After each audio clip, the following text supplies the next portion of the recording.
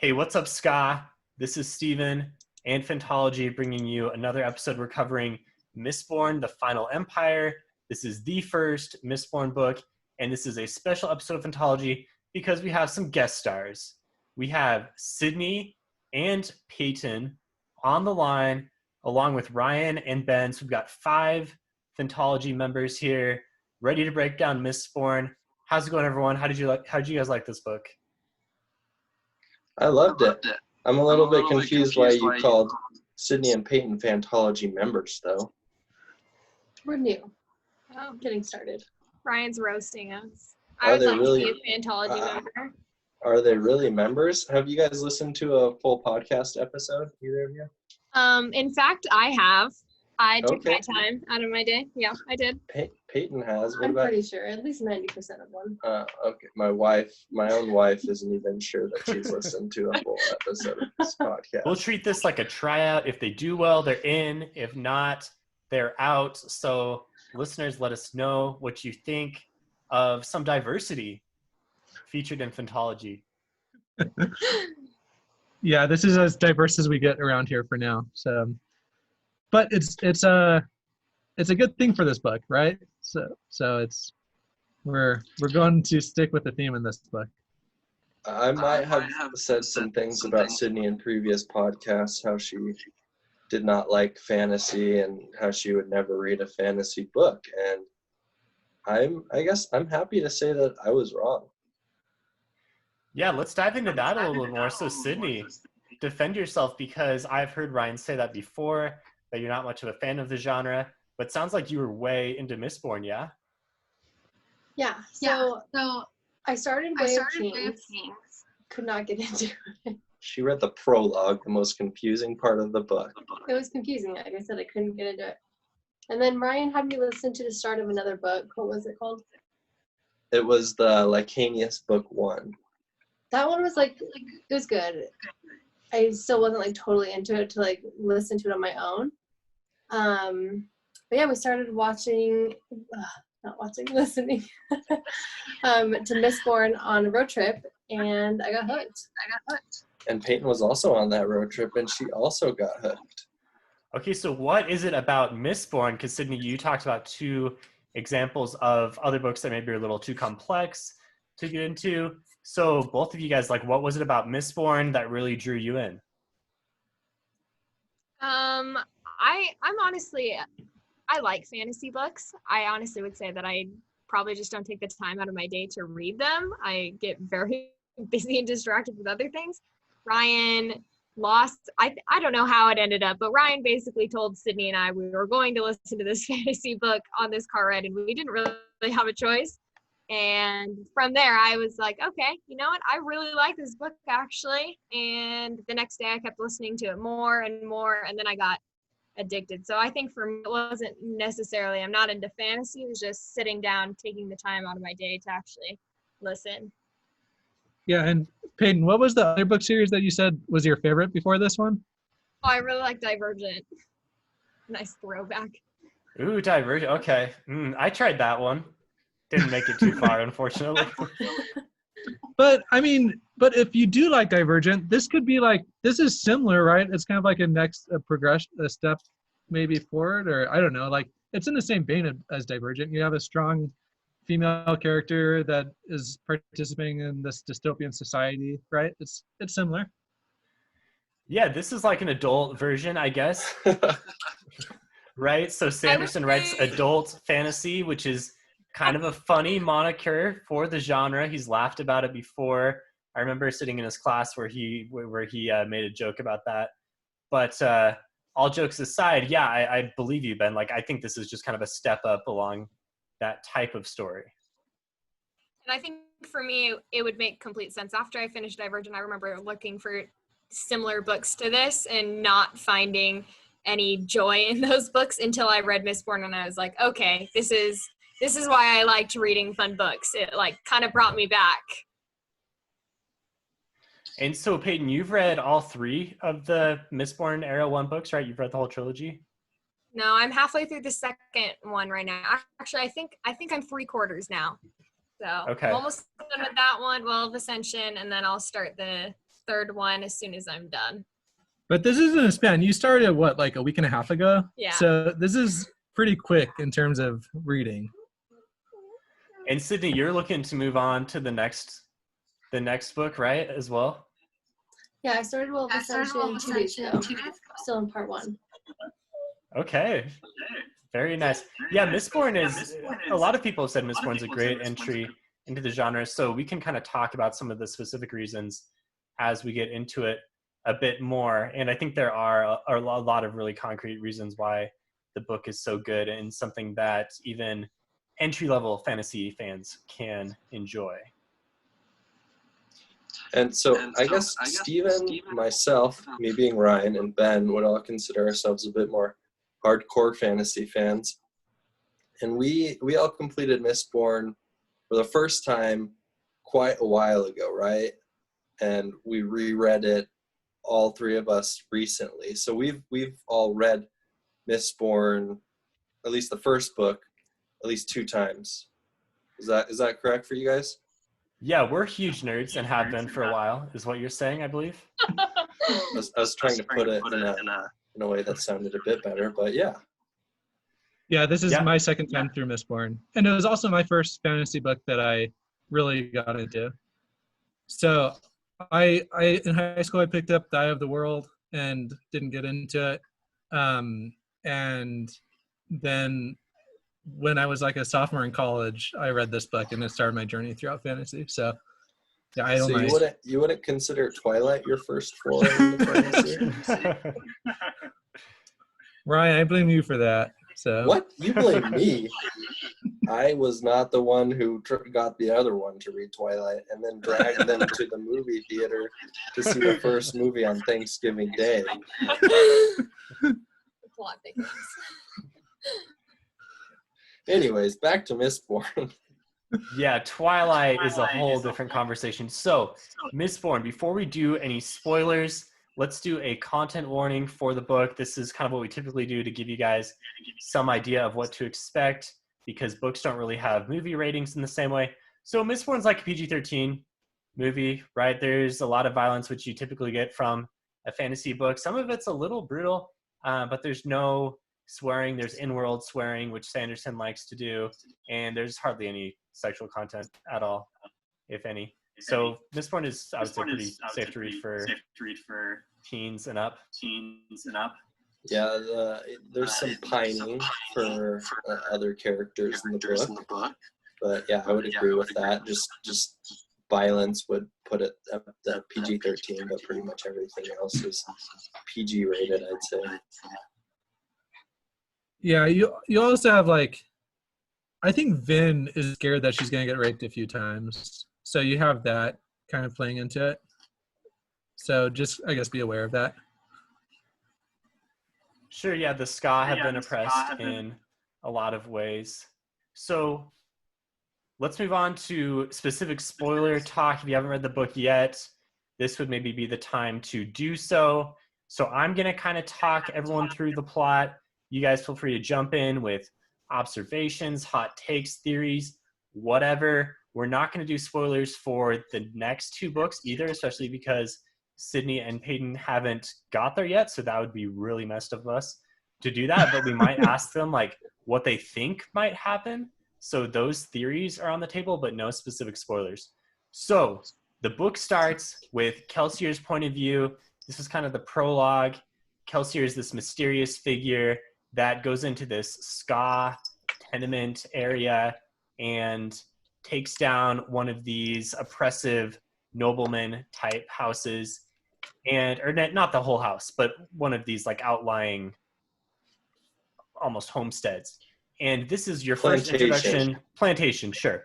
And this is your first introduction into the world. So Sanderson really has to kind of string you along and build out the world. I think the very first line of the book is "Ash fell from the sky." And from then on, you picture this whole world in black and white and gray. There's hardly any color at all. It's a very vivid, not vivid because there's no color, but the black and white and gray is very vivid for me, at least. So I have a great depiction of the world in my mind as I'm reading through, based off of the very beginning. and then you start to kind of get ideas of like there's magic going on here, and there's all these different factions, and it's definitely not Earth. And so this is, I think, a real good introduction into the fantasy genre as far as world building goes right from the beginning. I think that's something that really kept me interested in it too, was that I feel like the details that Brandon Sanderson would put in throughout the whole book really could help me visualize what was happening. Like I could see it as if I was watching a movie, and that definitely helped me stay into it. He did a good job of balancing like the action, the different character relationships, and just describing like what things look like. Yeah, I thought it was interesting. I was watching one of Sanderson's streams recently, and he talked about how the majority of every book you read is just going to be characters sitting around the room talking to each other. And how do you make that interesting?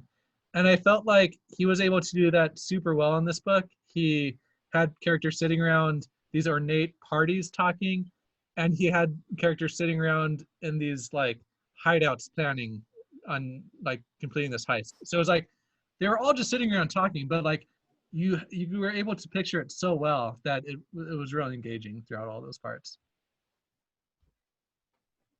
So on that, I thought some of the talking was more interesting than other talking.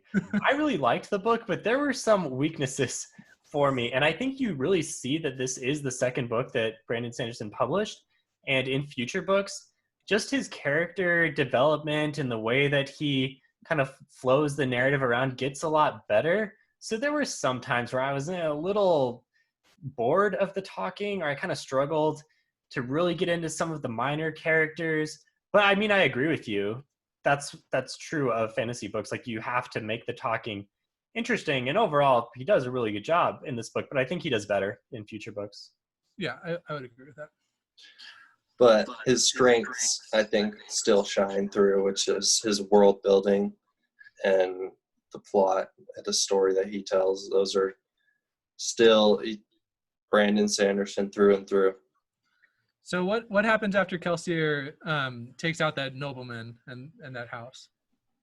Yeah, you're a little quiet, Ben. Make sure you're Sorry. a little closer. What happens after Kelsier takes out the nobleman in that house? Yeah, so we continue to get the world built, and this is a theme throughout the entirety of the narrative. Vin is like training, getting better with the metals, learning more about the magic system. It's all being slowly given to you in little pieces, which is nice because if he was just to dump this on you all at the beginning, it would not be digestible. So there's a slower kind of learning curve, if you will, of the world building. And the next thing that happens is we get an intro into Vin. Vin is part of a crew led by this dude named Cayman, and they're planning this heist that doesn't go very well. This is your intro to Vin, kind of intro to what's going on in Luthadel and the oppression you see in the Scob, the noble houses, etc. So Kelsier comes in and saves Vin, and Vin is now introduced into the rest of the crew, and you learn about what they are planning and what's going on here. So it starts very quickly, and there's a lot of info being given to you, but I think it's done in a really good way where it's all through Vin's eyes, and so you are learning along with her, and that makes it very understandable for the reader because we all kind of connect to Vin as a younger character that has no idea what's going on, because the reader, you also don't know what's going on. Yeah, so I guess I'll ask Peyton.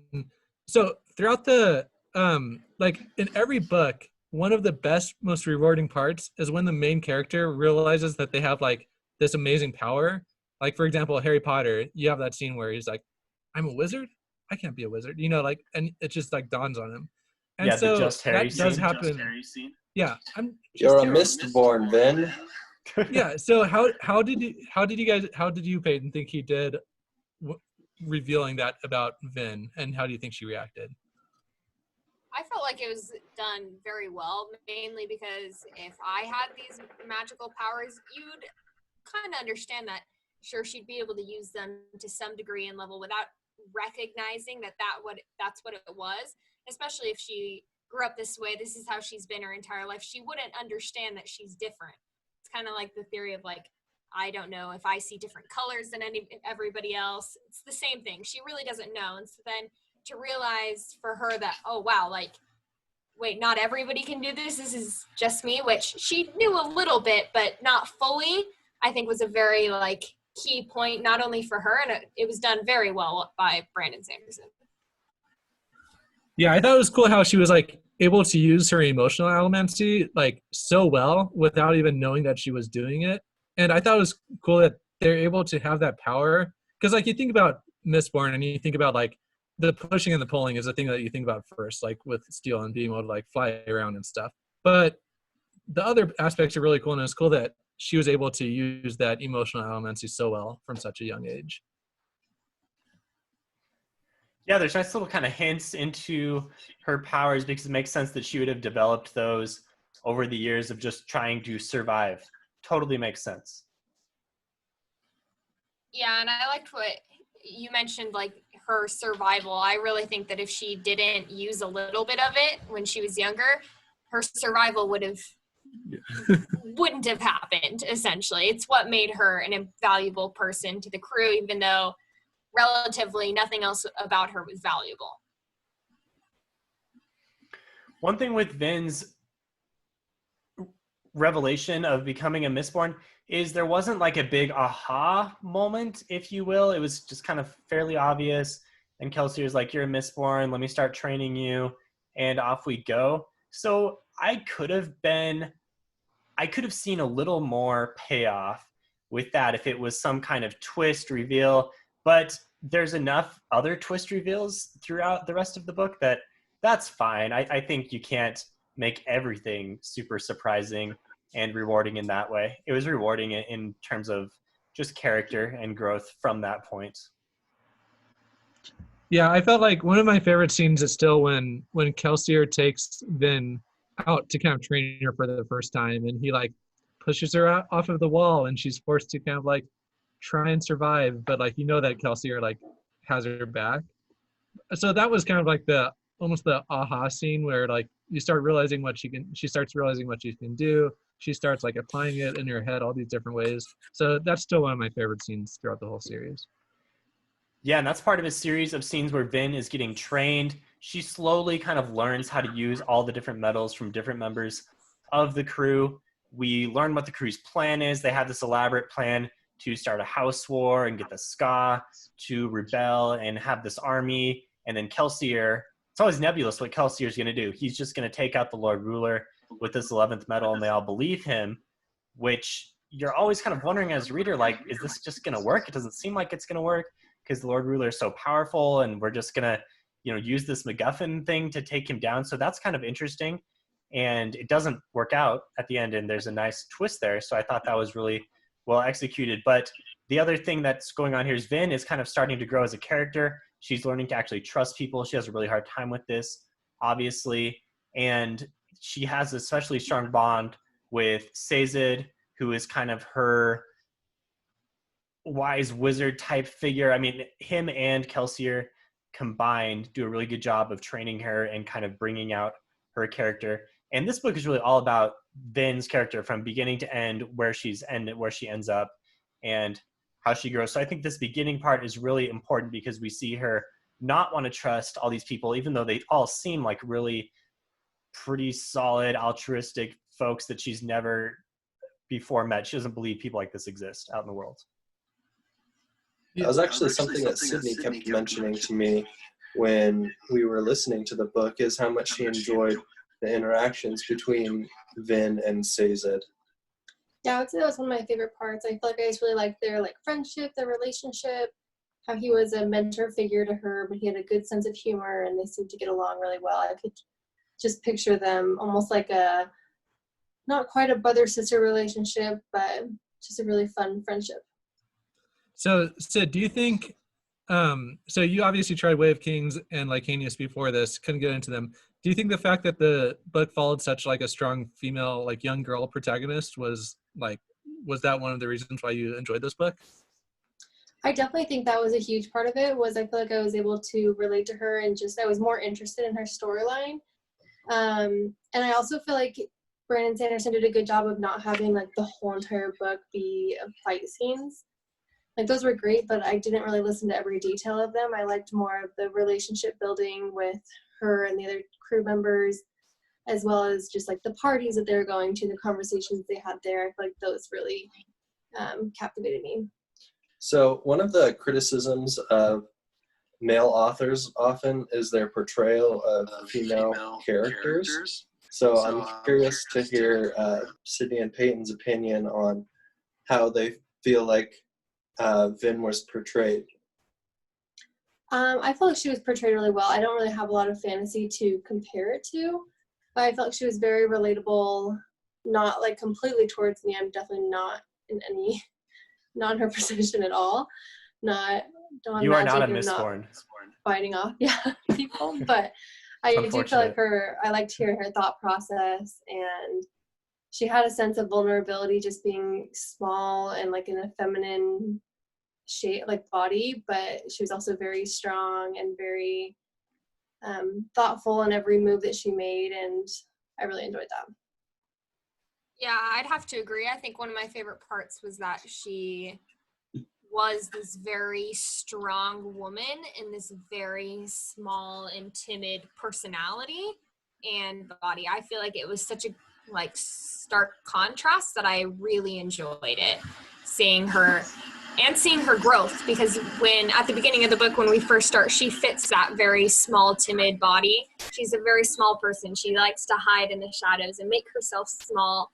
And as she's growing, as she's learning, she starts becoming this bigger person without even like outwardly expressing it, which makes me almost love her even more, just because she is lovable. She becomes lovable just by the fact of like, oh, I want you to know how awesome you are because you're so humble and timid about it. I feel like there's like so much you could dive into just her character being a woman. I feel like a lot of women can relate to that, of kind of society telling them to be more shy, more timid, not showing all of their talents. But I feel like Vin does a good job of kind of pushing through the cultural barriers and just using what she has. And like I said, you can dive really deep into that, of what that could mean for like us today and stuff. But I like the parts where she is putting on the Valette persona, and at the beginning she doesn't know how to do it, and she's really, like you say, shy and uncertain. But then by the end, she kind of like sees herself as that person, as that strong person, as that member of the society. She sees the nobleman as really no better than the Ska, or no better than herself, and you can tell that she's like set up to become a leader going forward in some capacity, although we are not going to talk the rest of the series yet. Yeah, and I would totally agree with that. I think I liked seeing her as Valette because it was something that I feel like all of us can relate to some degree. I don't know, when I started college, it was one of those things where it's like, oh man, I see all these other people doing it. I haven't done it though. I'm uneasy. I'm walking around. I don't know what I'm doing. I don't know exactly how to fit in. I kind of been told what to do. And then slowly you get in the groove where by the end you're like, okay, wow, like I'm a college student. And I feel like that happens to everybody with everything almost that you go through in life, starting a new job, going on an airplane for the first time, all these big moments. And he portrayed that perfectly for me. So yeah, the fact that Vin is our protagonist is a huge part of this book, something that definitely needs to be talked about. So I'm glad we had that conversation. If you're on YouTube, you can see the nice mural behind me that Fantology has, commissioned by Mark Wells. And one of the things that we talked about in making this depiction of different fantasy characters was we were trying to come up with solid female protagonists that we could put into this picture, and we struggled to come up with enough of them. So Vin is in there, and she's a standout, and I think we need more of these types of characters in fantasy books going forward. Yeah, I would definitely agree with that.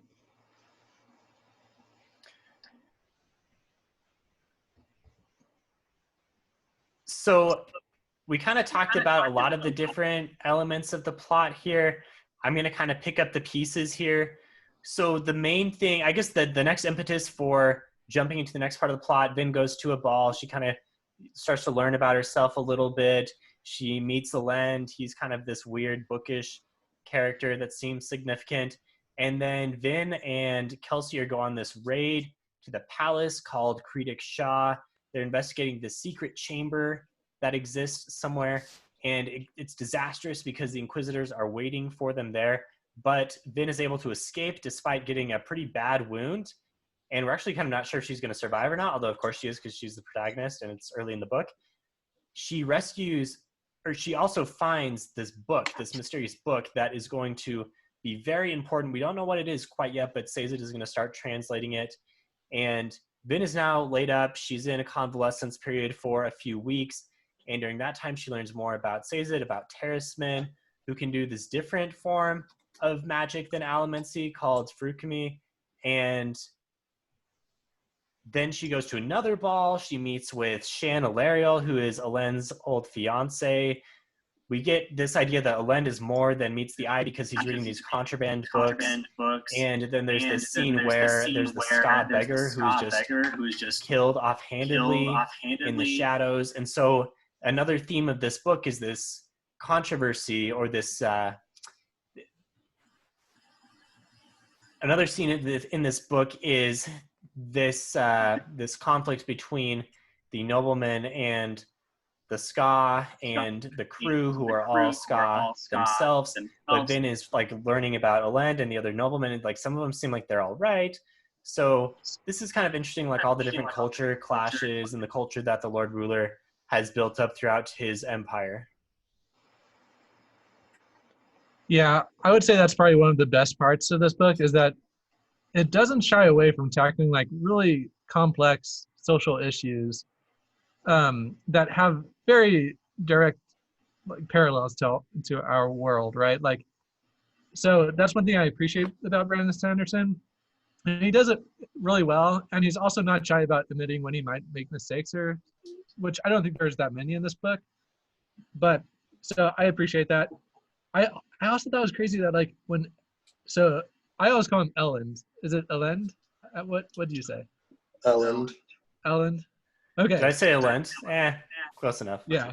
So I thought it was crazy when Elend was like, Vin, do you know Ska? Like, are they as smart as you and me? You know what I mean? Like, like it just shows you that you can like grow up with like these views, even if you're like sincerely trying to figure it out. If you've never met a Ska, how are you supposed? You just have to believe what other people tell you about them, right? So it was big time unconscious bias happening here, right? Yeah, and then the fact that like you're smiling as a reader because you're like, Vin's a Ska, you know, and she's infiltrating your noble hierarchy. So I thought it was cool that Elend was like so humble that he was able to see that as a really cool thing and not be like intimidated by that. Ben, I think you made a post on our Discord not too long ago about the value you see in fantasy books and the fact that there are some really good, solid messages about society, etc., contained in them. And so, yeah, I like your comment there, because certainly Brandon Sanderson has some layers to this onion. It's not just this fun fantasy story. Like, there are some solid things that are going on behind the scenes. And also, shout out to our Discord. If you like Fantology, check out our Discord and chat with us. Yeah, so I guess since we're talking about Elend right now, did you guys think that relationship was cheesy? Was it just the right amount of cheese? Was it? I mean, I see Steven shaking his head. So I'm gonna ask for Sid's opinion first here, though. I loved it. I also really liked chick flicks, so that was a huge pull for me. I really liked their relationship and the possibility of there being a romance. Obviously, I feel like a majority of that is in the second and third books, which is definitely keeping me into listening to those. But yeah, I really liked it. I didn't think it was cheesy. I mean, you kind of know where it's going, but you kind of know that about chick flicks too. So. This was actually my worst of the best. Oh no! I think you might be pulling Stevens from near him too. I have a different one, but this is a similar thing for me. Go ahead, Ryan. I just thought that it was the part where Vin says inside her head, like, I think she was like doing something because she loved him. And it was like she admits it to herself that she loves Elend. And I was just kind of, I didn't feel like they had interacted enough. and develop their relationship to the point where they could know that they had loved each other. Maybe it's a representation of the fact that they're both still relatively young and they don't quite know what love is. Maybe that's obviously they do develop their relationship blossoms, but I thought that it was a bit premature on her part to think that she was in love with him. But she's also young. I feel like it's like her very first like little crush. She doesn't really know if it's love, but this is the very first time she's felt that. So she's like, I must love him. And you never hear that from Ellen. I think he's a little bit more mature with his feelings. He kind of plays hard to get a little bit. But I feel like Vin is just so young and just like likes him, has a crush on him, and so just like goes all in. Well, Len for sure commits to her. Yeah, Ellen is willing to topple his whole entire like hierarchy of, his whole house for her. Okay, let's hear Peyton. What's your chance to hear? Okay, 100% it's young love.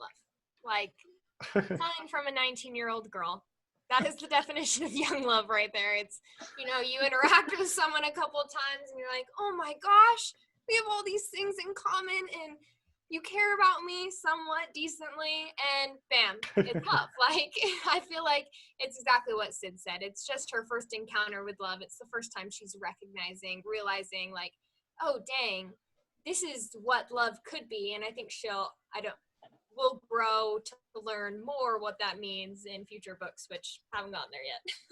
And I feel like it's also just from the girl's perspective. I think any girl listening to this podcast can relate to going on one date with a guy, going back with your girlfriend's like, I'm totally in love. Like, you don't really know him, but you just kind of fall head over heels. I feel like that's very relatable for like a girl's thought process sometimes. Not all the time. And that was very different from a modern day girl, though, especially with her upbringing. I don't know. Well, that was also kind of Kelsier's response, right? Like, oh, Vin, like, what do you know about love? Like, he's a nobleman. He's just going to betray you or whatever, So I thought that you had that balance that Vin was encountering, and she was able to kind of like push past that. And by the end, Kelsier was begrudgingly saving Ellen's life. So that was pretty cool to kind of see that whole thing kind of pan out that way. I'm going to say Vin is like 16 and Ellen is 21. I know Ellen says exactly how old he is. And I think you can look in Coppermind and find this out exactly. But I'm pretty sure there's a 5-year age difference. They're both fairly young. So yeah, I'll agree with the young love thing. He's 21. I remember it. Okay. Rad. So my thing with I agree with that. Sure, it's young love and that all makes sense. The thing that I didn't like was at the end when Ellen comes and saves her. Well, kind of saves her. Like, he shows up, but like she doesn't really need to be saved by him at that point. So she's like totally into it, right? She's saying, oh my gosh, you came back for me. No one's ever came back to me. Yes, they have. Cydne has literally saved your life 2 times and actually done stuff for you. And you're here freaking out about Ellen coming back in with like a handful of guards.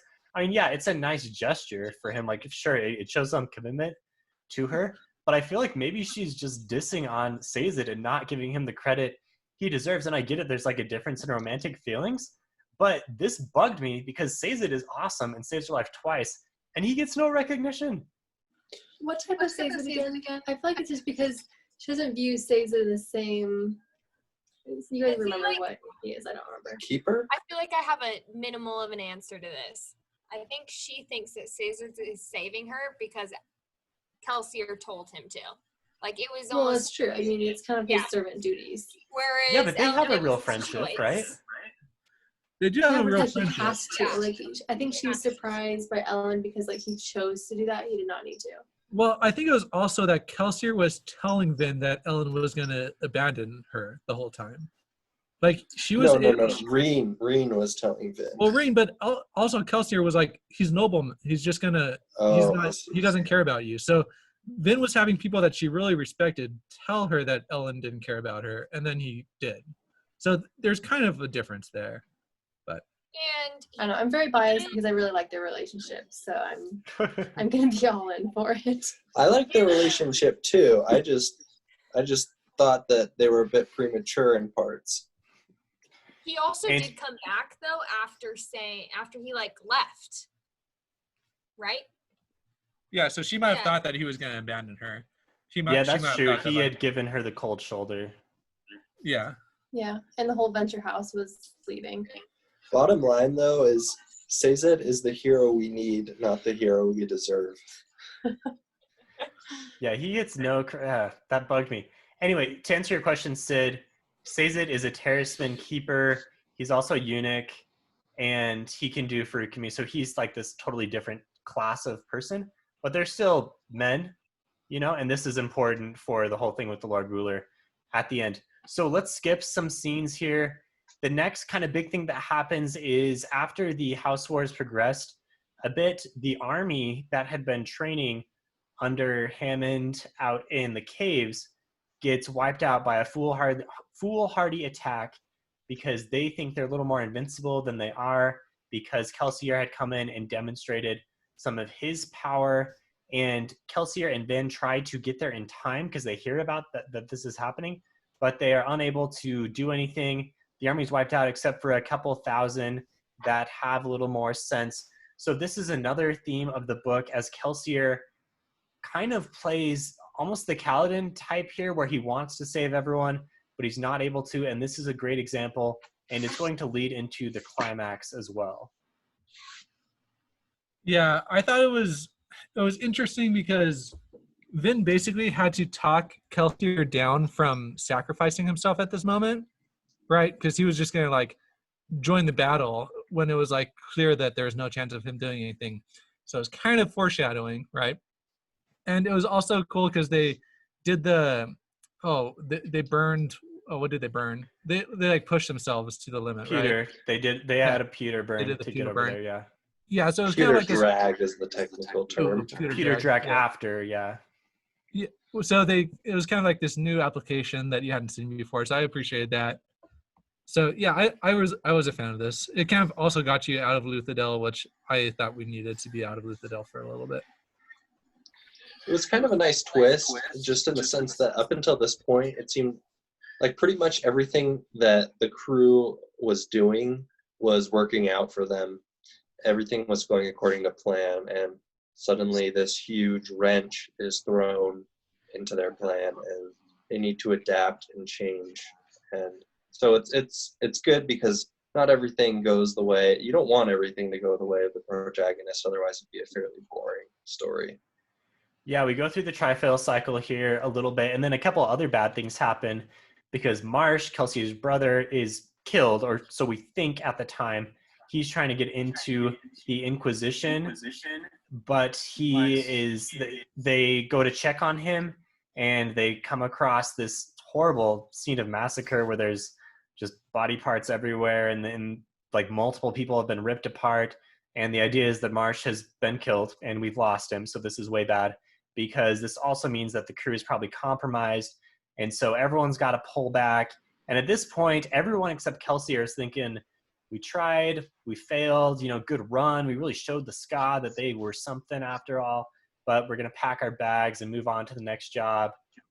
Except for Kelsier, who has kind of this weird sense of optimism when everything else seems to be going wrong. It gets you this idea that he had another plan, that he had another secret, as he likes to say. And so this is really towards the climax, and you start to get a sense of like, okay, something's going on here, not exactly sure what. And so were you guys really drawn in here? I know I was. So funny story. Peyton actually texted me. It was like 11 o'clock at night, and she texted me, he died, like 2 exclamation marks, like a question mark. And I almost spoiled the book for her because she was talking about Marsh, but Marsh is not the death that you think about when you think about this book. And so I'm like, not. So I almost like said, yeah, it's crazy that Kelsier died, huh? And then luckily I stopped myself. But yeah, so that was get those spoiler tags in there for that type of stuff. Yeah, I think for me this was a very big shock in the sense that we hadn't really heard from Marsh in a while. So in my eyes, it was like, oh, okay, he's gone doing something else. Like he must be doing good if we're not hearing from him to a certain degree. And then to just walk into this room and see that he's clearly gone, dead, or what I assumed, was just so shocking for me because thus far, we hadn't really lost someone that I cared about so deeply. I was like, wait, you're Kelsier's brother. Like, he has no family left. Help him. Yeah, I feel like, I mean, there's multiple sad parts in the book, but I feel like this was the first, like, big one.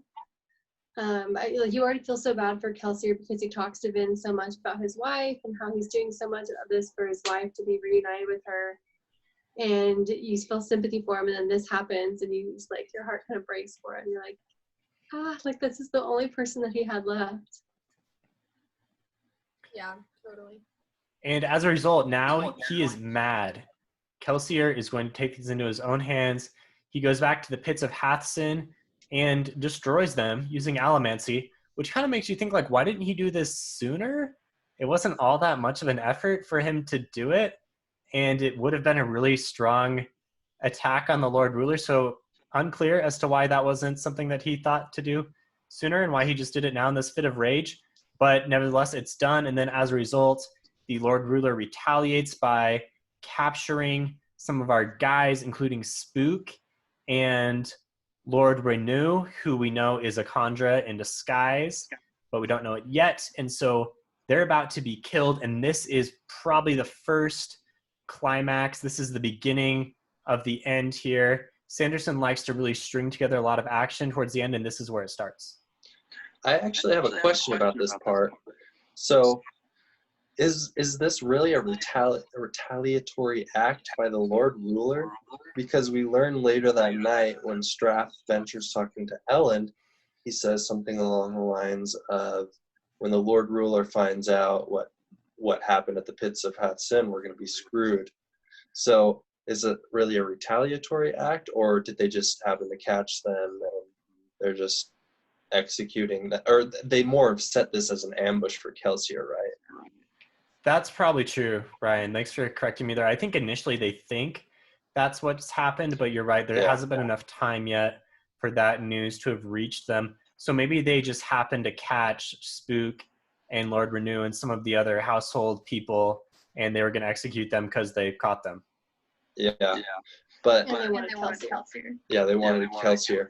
But I love this part because of the showdown between Kelsier and the Inquisitor. It's just so awesome and epic. I know that Cydne isn't a huge fan of the action. I know these are the parts that I skip through, so I'm glad there's a good balance.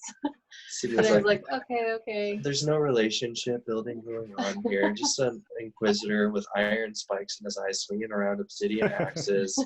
I'll just go back to my Instagram feed. It's like, let's go back to the ball, please. But really.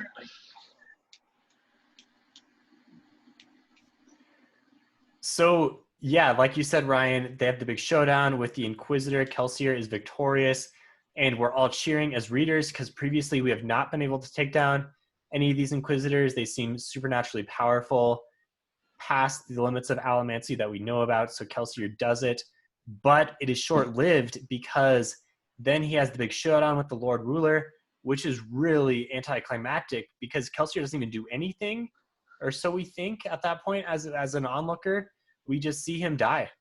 He literally gets slapped and dies. So the Lord Ruler gets rushed by a couple dudes and gets pierced through with some spears, doesn't react at all. And we're like, oh snap, this dude, we do not want to mess with him. Kelsier does not back away. He gets backhanded. His face gets pretty much torn away, and then he gets speared through the heart and finished off. And it seems like this is like the end of the rebellion, right? It's going to die with Kelsier. This was a fun part to listen to just the second time because I knew what was going to happen, but Cydne did not. And she gasped out loud and she was just so shocked that a character as central to the plot as Kelsier could die. She was just totally shocked. Yeah, I completely paused it on a road trip and wasn't going to finish it. I was so upset. She said she hated the book at that point. I was like, this is the worst book ever. How could they do that? So this part just at that wrecked point, you. Ellen had just told Finn that like he didn't want to talk to her anymore. So I was like, this book isn't going anywhere. This is the worst. I will say right before Kelsier died, I had to pause the book and go do what I was doing in my real life And I just had like pent up anxiety. Like I was just anxious. I wanted to know what was going to happen. I feel like to some degree I knew what was going to come, in the sense that when Kelsier died, I did not have as big of a reaction as when Marsh died, which is counteractive. Anyways, not the point. I think it was just, I was almost expecting it to some degree. And I think you can, because throughout the book, they had this plan of Kelsier was going to take on the Lord Ruler with the 11th medal, and he'd been pressed for details a few times and never said anything. So as a reader, you're thinking like, this dude does not know what he's doing here. It seems like it's not going to go well, and it doesn't. So you put the book down and you stop. So your husband tells you to keep going. Or you keep on going, because the real plan is shortly revealed afterwards. And actually, before that happens, let's talk some moments I know Ben really likes.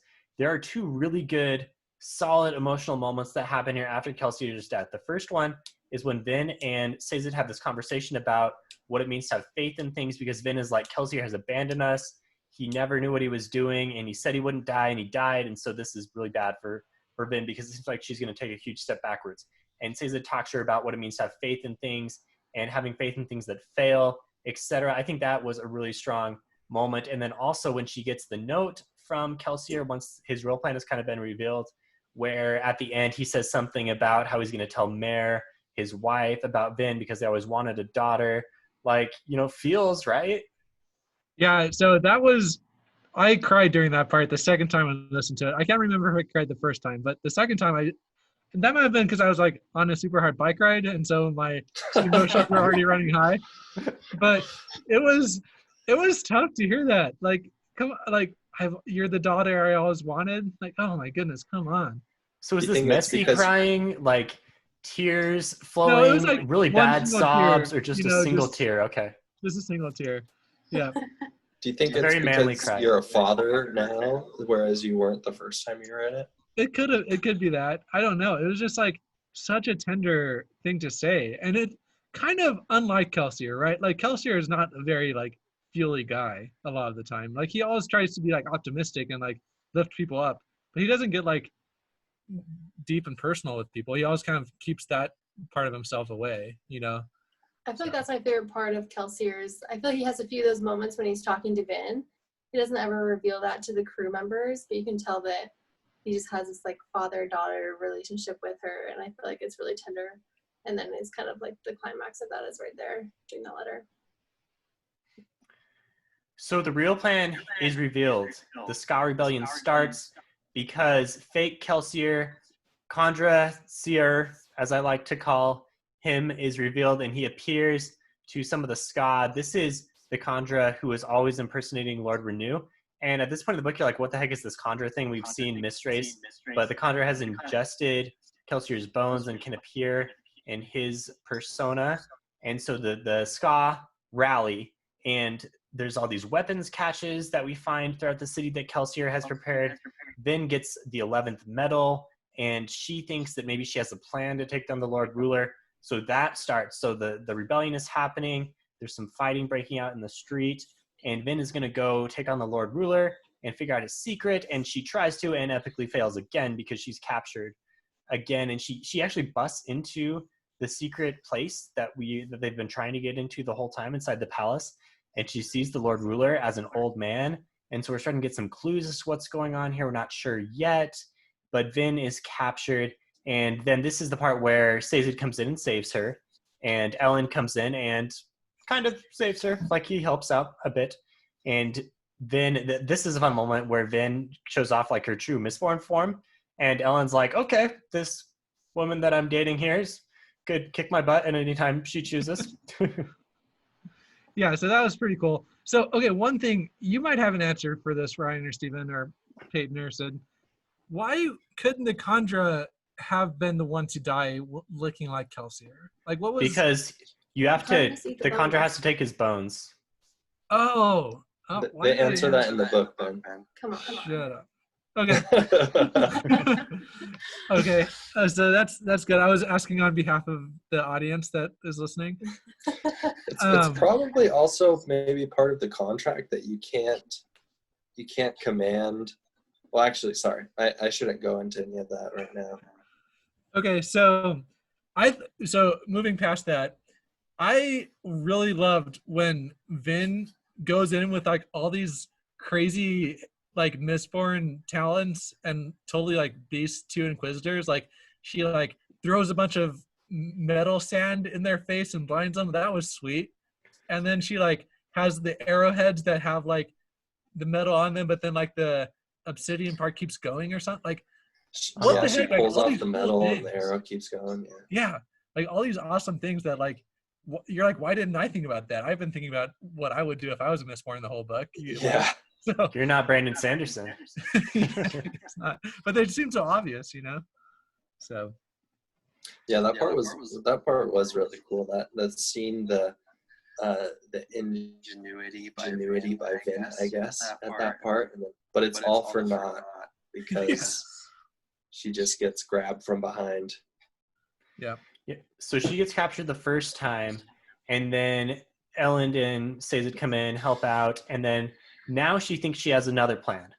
Now that she's seen the possible past self of the Lord Ruler, she thinks that she knows what to do. She thinks she's going to try to kill the ghost. The metal she's burning is called malatium, by the way. It's an alloy of gold, and she kind of like figures out some of the allomantic theory while she's in the cell. But this plan doesn't work either because she tries to kill the ghost and nothing happens because that's not quite what she thinks it is. And again, it looks like she's captured and things are going badly. But then Marsh comes back. I know Peyton was probably happy about this. Marsh saves her. He pulls out one of the spikes from the back of the Inquisitors, which is still kind of nebulous to us. Like, what is going on with the Inquisitors? How does this work? And so then Marsh thinks he has a plan to kill the Lord Ruler. But that doesn't work either because the Lord Ruler has no spike. And so once again, it seems like the Lord Ruler has won. Like, how many times are we going to come up with plans and fail? And then finally then has the winning hand. But before we go there, reactions from you guys on all of these attempts? I loved Cydne's reaction to it. I mean, all the fighting stuff, I was like, just kind of sped through. But finding out that Inquisitor was Marsh, I was so excited. I was like, oh my gosh, he's alive. And then I immediately wanted Kelsier to be alive, but he wasn't. Yeah, the fact, the twist though is so cool how, in fact, like you just think that the Inquisitors were interested in Marsh because they thought he was a spy, but it was in fact they wanted to recruit him, and they did recruit him to their numbers. And I mean, I remember reading it the first time, and it was just so shocking. Just it's one of those twists that you just wonder how people can be so creative that they can plan these things to just fit so well together and to make so much sense. The aha moments. Those are the moments that I love reading fantasy for. So this is another, I'm wondering if this is a plot hole, and obviously my other supposed plot hole was addressed head on and I didn't realize it. Okay, let's hear it. So because the whole reason why they thought that Spook and the Kandra guy had been captured was because Marsh had revealed their plan, or the Inquisitors had found out that where they were hiding and stuff. But that obviously didn't happen. So how did they catch the crew, right? And how were they able to do that? Unless Marsh did give them up because he was an Inquisitor and he kind of was compelled to do that. I don't know. Was there an easy answer for that or no? I don't think they explicitly state how they were captured, just that they were captured. I mean, they were just trying to flee via canal or something like that. And yeah, they're living on the edge. I guess that's the explanation. Okay, so it just happened to be right after Marsh was.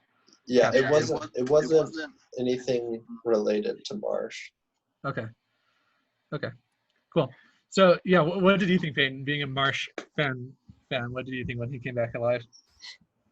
Honestly, I was very excited to see Marsh, and I thought it was such a cool way to bring him back because he became this like inside man that knew how to help the crew in ways that us, the readers, then the crew, nobody knew about, which for me was just what made the book all the better.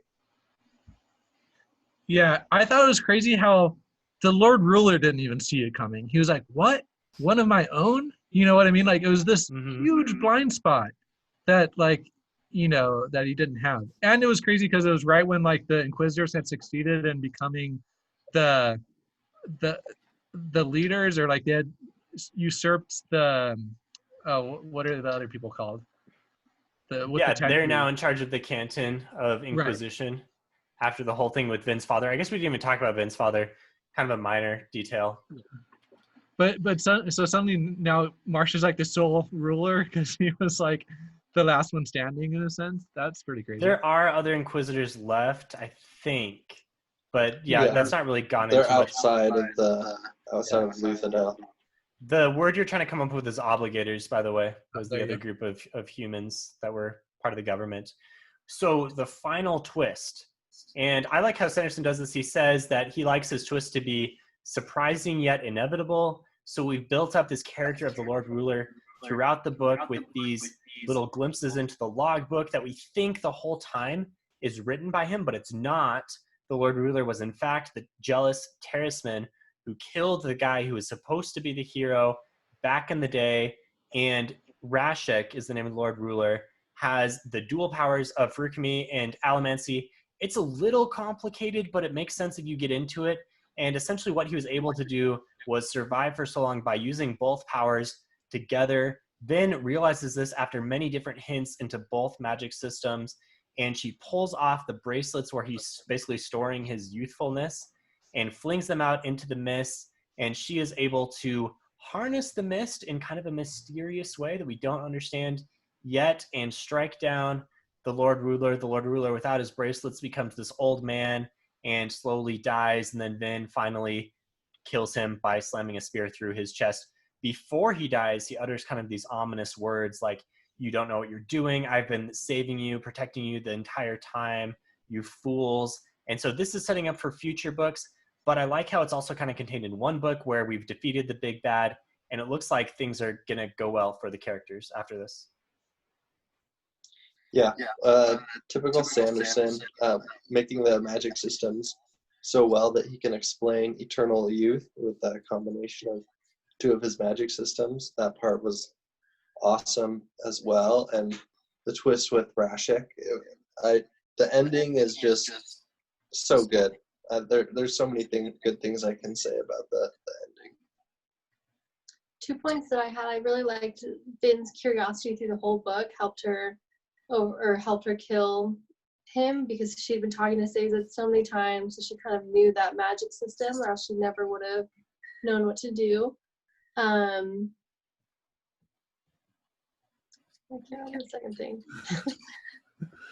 Oh, the other thing, before I started, I told Ryan that I wasn't gonna like this book if it ended in like a huge cliffhanger where you just like had to read the second. I wanted the option to like be totally happy with the first book and like end it there. I didn't love fantasy, and so I really liked how it did that. It kept me going in the second book where I am gonna start reading it, but ultimately I could have stopped there and been totally happy.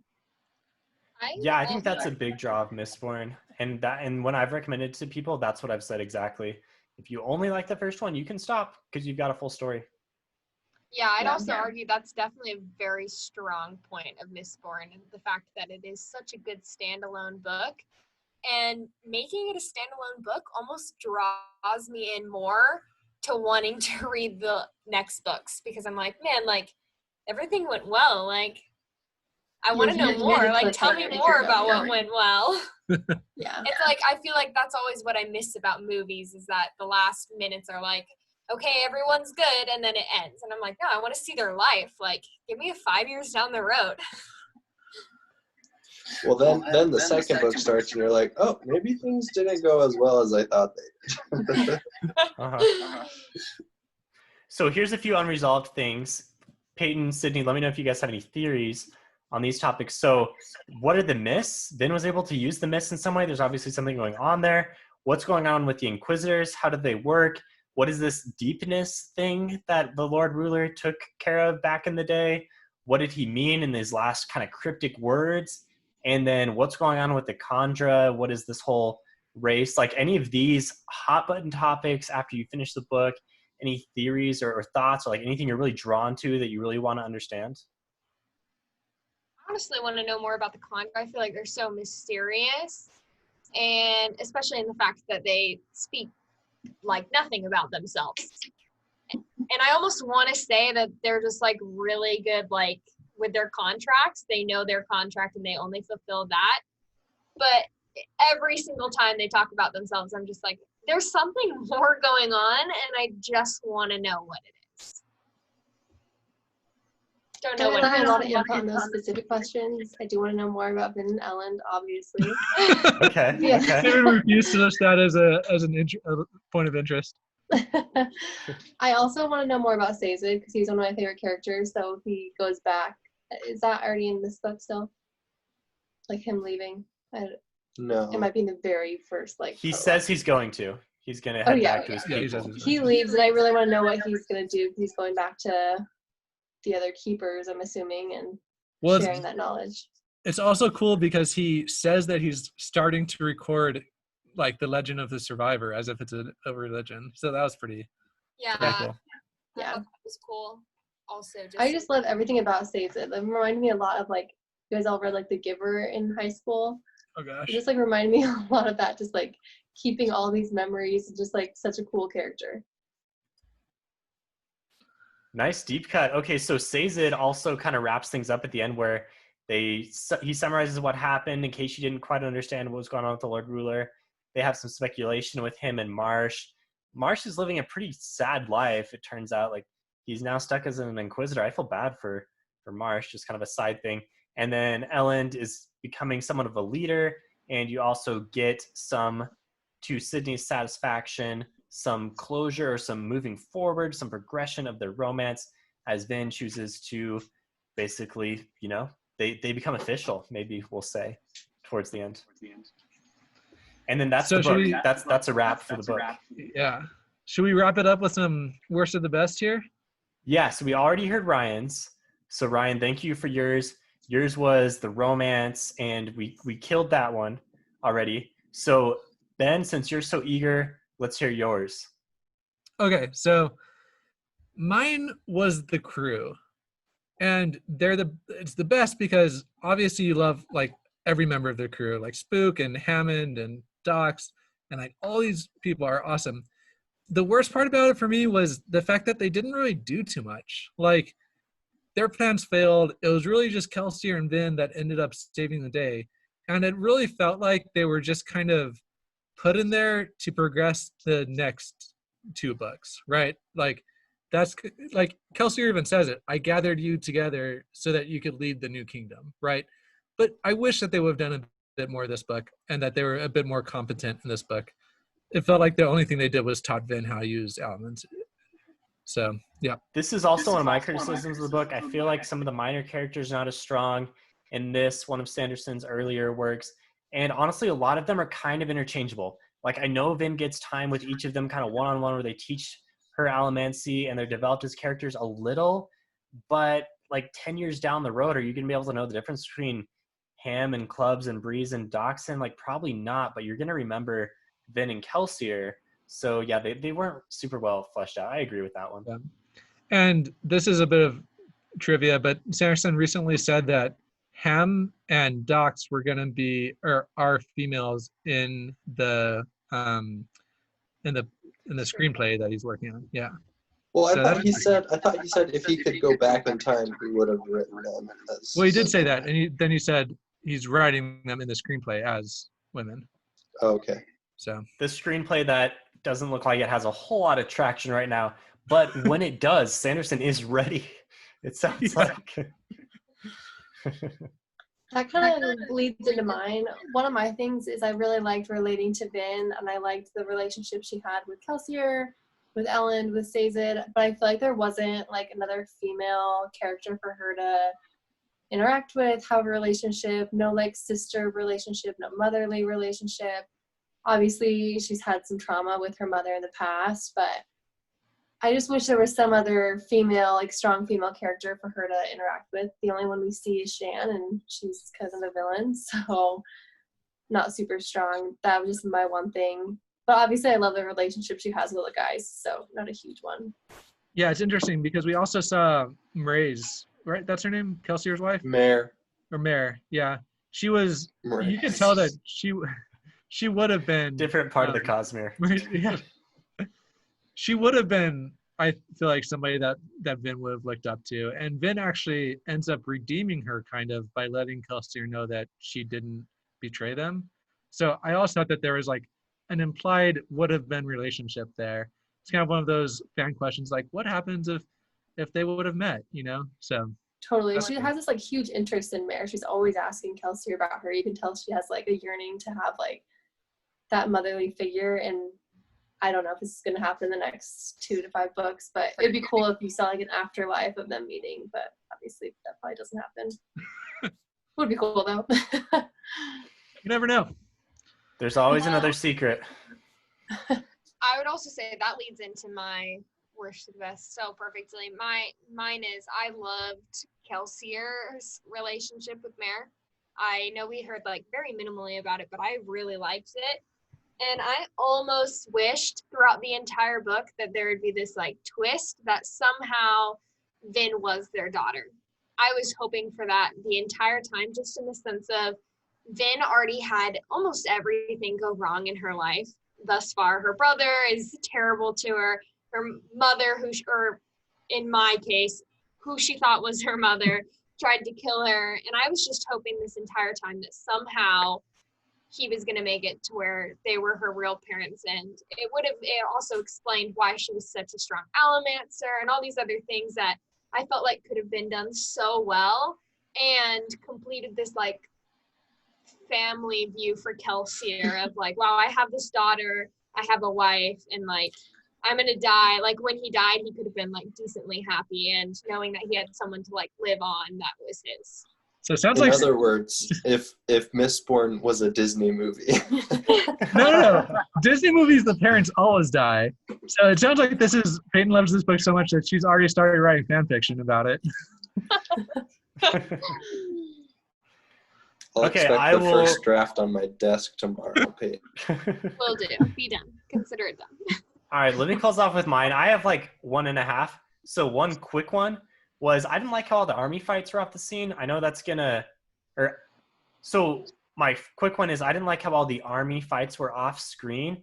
I know Sydney's going to disagree with me because she's had enough fighting, but all of the large scale fighting was completely off screen. You had like no idea what was really happening. I thought that kind of lowered the stakes when you're just hearing about the House Wars and the Ska Rebellion was like, oh yeah, they're taking down this keep and such. It's like, okay, I guess that's happening, but you don't really get a sense of that the entire empire is in a revolution. So that was one. And then my other one was, and this is going to be controversial, and I'm not really sure how I feel about it, to be honest, but I'm throwing it out there.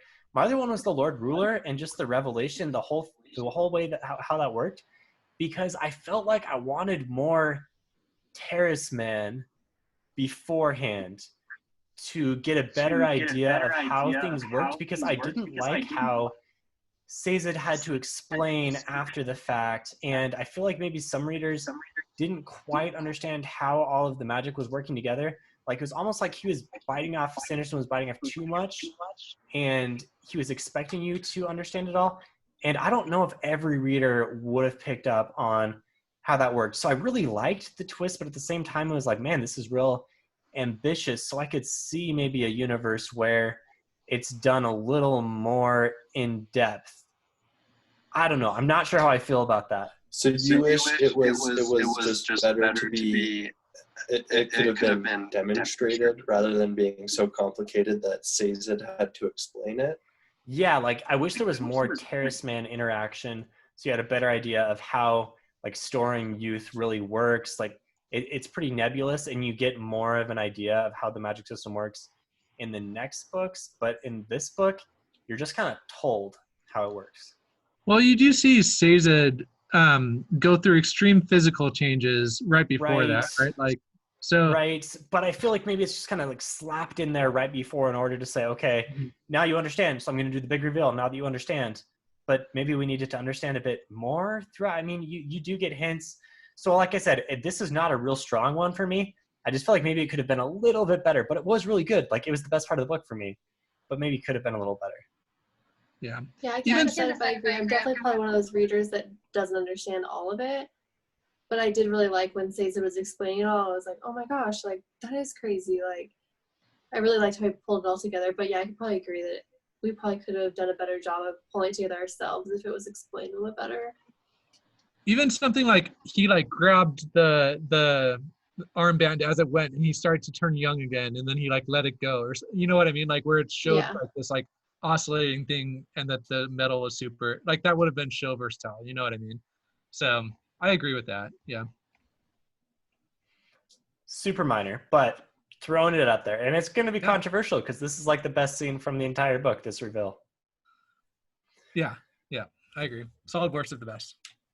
All right, so Mistborn, the Final Empire, that is our review. Paiton, Cydne, it's been fun to have you guys on as special guest stars. We'll have to have you back if people on Discord like your input. I'm sure they were. I'm sure they will, because I was impressed by it personally, gotta say.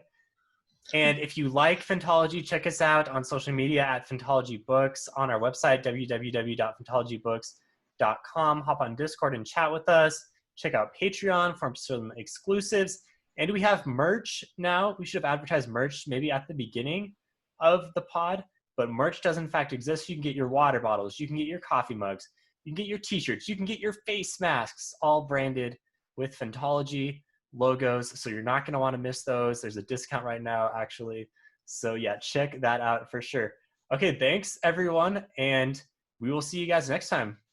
Hey, I would just like to say that for all of you people who have significant others or siblings or friends who don't like fantasy, maybe there's hope for you in the form of Mistborn. Seriously, tell your wives to read Mistborn, because my wife Lindsay read it, and she's graciously watching the kids right now, but she loved it. She like devoured these books. So even if they say that they might not like fantasy, chances are they'll like this book. And sometimes you have to sit down with them and force them to listen / read it with at least the first few chapters with you. Turn the child lock on in the car. It worked. Yeah. If you want a nice road trip, be in charge of the ox. That's how you got to do it. All right. That's all I wanted to add. Thanks, Steven. All right. That's a wrap for Fantology. See you guys. Yeah. Bye.